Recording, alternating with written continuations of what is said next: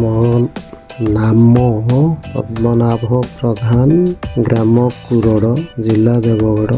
ମୁଁ ଫେସବୁକରୁ angel therapy ବିଷୟରେ ଜାଣିଥିଲି। ସେତେବେଳେ ମୋର ସେମିତି କିଛି ଧାରଣା ନଥିଲା।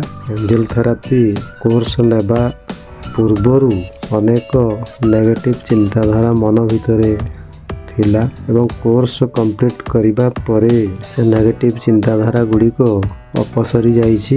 କୋର୍ସ ଭିତରେ ଶୃଙ୍ଖଳା ଶିଖିବା, ଶରୀରରେ ଶାରୀରିକ ମାନସିକ ପରିବର୍ତ୍ତନ ଆସିବା, ଇଏ ହେଉଛି ଏକ ଚମତ୍କାର। କୋର୍ସରେ ସକାଳ ସମୟରେ ମେଡ଼ିଟେସନ୍, ଯଦିଓ ପ୍ରାତଃ ସମୟରୁ ଉଠିବା କଷ୍ଟକର ହୋଇଥାଏ, ତଥାପି ମାନସିକ ଶାନ୍ତି ଆଣିବାରେ ସହାୟକ ହୁଏ ଏବଂ ମାନସିକ ଶାନ୍ତି ମଧ୍ୟ ଆସିଛି।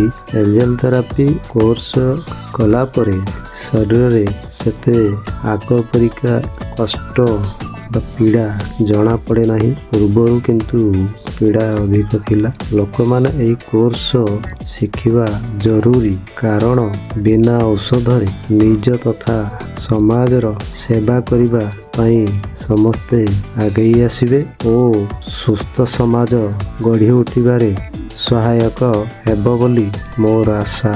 ଏତିକିରେ ମୁଁ ରହିଲି ଏବଂ ଆମକୁ ଶିକ୍ଷା ଦେଉଥିବା ଗୁରୁ ହେଉଛନ୍ତି ଦୁନିଆରେ 1 ନମ୍ବର, ଯାହାକି କିଛି ନ ବୁଝିଥିଲେ ମଧ୍ୟ ଭଲ ଭାବରେ ବୁଝାଇ, ପ୍ରାଞ୍ଜଳ ଭାବରେ ବୁଝାଇ ଶିକ୍ଷା ଦେଉଥିବାରୁ ଗୁରୁଙ୍କୁ ମୋ ତରଫରୁ ଅଶେଷ ଅଶେଷ ଧନ୍ୟବାଦ।